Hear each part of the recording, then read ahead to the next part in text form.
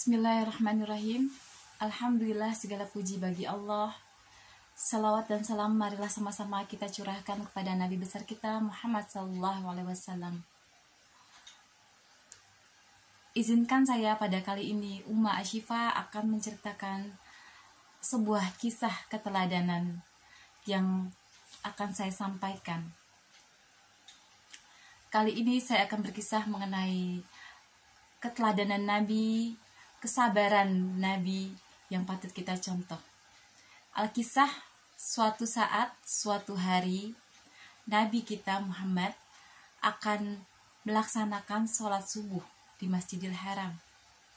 Di pertengahan jalan, beliau bertemu dengan seorang kafir Quraisy, di mana kafir Quraisy tersebut memang benar-benar sangat membenci Nabi, benar-benar tidak suka kepada Nabi, tidak suka dengan ajaran yang dibawa Nabi, dan sangat tidak ingin Nabi menyiarkan agama tersebut, agama Islam maksudnya. Di pertengahan jalan, kafir Quraisy tersebut memanggil Nabi. "Hei Nabi, hei Muhammad," katanya gitu. Lalu menolehlah Nabi Muhammad. "Ada apa gerangan? Siapa gerangan yang memanggilku?" Pada saat Nabi Muhammad menoleh, apa yang dilakukan kafir Quraisy tersebut? Kafir Quraisy tersebut lantas saja langsung meludahi Nabi Muhammad. Nabi Muhammad terkejut. "Ada apa?"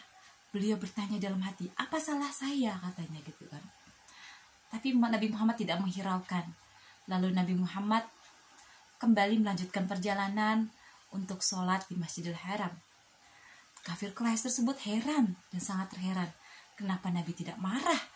Dia sangat ingin sekali Nabi marah dan murka atas kelakuannya.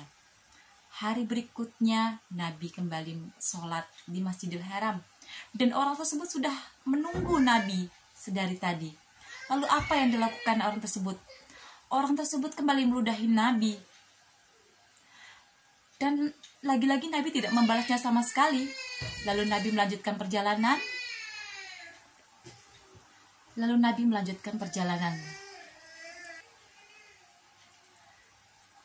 Dan Nabi melanjutkan perjalanan ke Masjidil Haram untuk sholat. Lalu si kafir Quraisy tersebut lagi-lagi merasa tidak berhasil mengganggu Nabi, tidak berhasil membuat Nabi murka. Keesokan harinya dia kembali melakukan hal yang sama, dan hal yang sama pun dilakukan oleh Nabi dengan tidak membalasnya sedikit pun, lalu menghiraukannya sama sekali. Lalu hari berikutnya, dan hari berikutnya kafir Quraisy tersebut masih belum berhasil membuat Nabi murka sama sekali. Dan hari berikutnya lagi ketika Nabi Muhammad hendak melaksanakan sholat ke Masjidil Haram, dia terheran-heran, "Kenapa tidak ada orang yang biasanya meludahi saya?" kata. Lalu Nabi bertanya, "Wahai sahabat, tahukah kamu di mana orang yang biasa meludahi saya, yang biasa menunggu saya di sini?" katanya. "Oh iya Nabi, dia sedang sakit." Dan ternyata orang tersebut sedang sakit. Lalu Nabi berinisiatif mendatangi si kafir Quraisy tersebut ke rumahnya, dan diantarkanlah Nabi menuju rumah kafir Quraisy tersebut. Ternyata sampai di sana Nabi Muhammad benar-benar menemui kafir Quraisy tersebut sedang sakit. Diketuklah pintu. Lalu kafir Quraisy tersebut membuka pintunya dengan sangat tertatih-tatih karena keadaan yang sudah sangat tidak berdaya. Dan terheranlah kafir Quraisy tersebut ketika Nabi datang. "Mengapa Muhammad ini datang menjenguk saya?" Dalam dirinya berkata seperti itu. "Padahal saya sudah berulang kali mengganggu beliau, bahkan saya meludahi beliau, tapi beliau tidak pernah membalas sama sekali." Dia terheran-heran. "Wahai sahabat, ada apa denganmu?"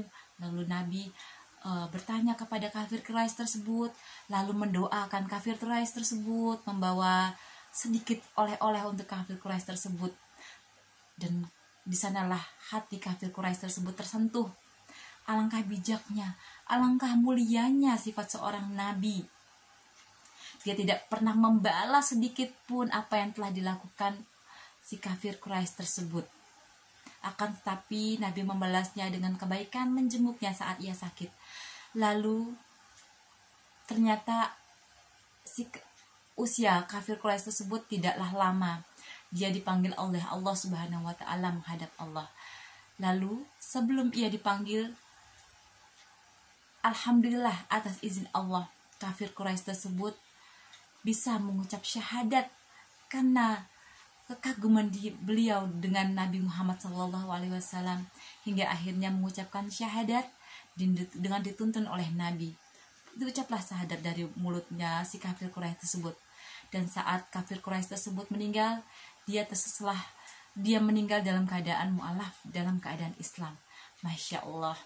Begitulah kira-kira kemuliaan Nabi kita Muhammad SAW yang patut kita contoh. Semoga di akhir hayat kita, di akhir nanti, Nabi kita yang selama ini kita teladani sifat-sifatnya, yang selalu kita contoh, mudah-mudahan nanti dapat memberikan syafaat bagi kita semua. Amin ya rabbal alamin. Demikianlah kisah keteladanan ini dari saya, Umma Ashifa. Semoga bermanfaat dan bisa menjadikan ibrah bagi kita semua. Wabillahi taufiq wal hidayah. Wassalamualaikum warahmatullahi wabarakatuh.